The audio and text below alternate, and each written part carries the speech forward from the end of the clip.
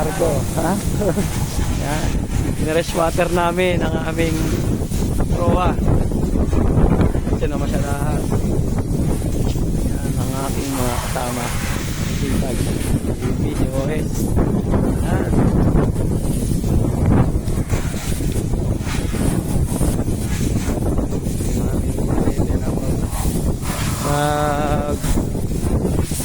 Patayo ng area niya.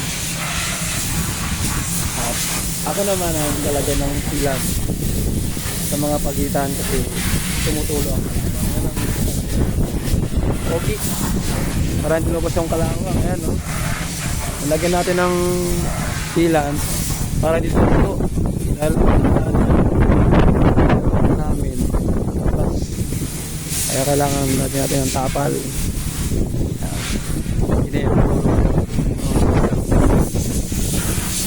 Pilipino. Yan. Yan. Yung mga tumutulong at tapalan natin ang ating silan para pag nagpintura natin ng buo, ipupulkot na natin. Hindi siya basta-basta pintura ng kalawang.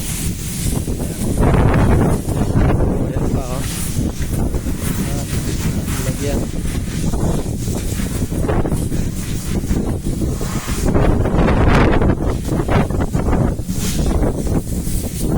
Lalagyan pa natin. Alright.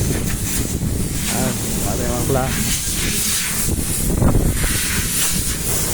Ito, lalagyan natin. Lagyan natin yan, ito. Para hindi tumulo ang kalawang.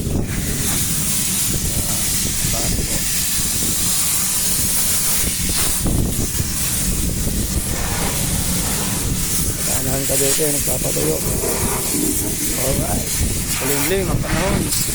Kanyang magpupulkot na proa. Mapaganda na natin ang ating proa. Alright, mga kaampo. Nasa ulit. God bless.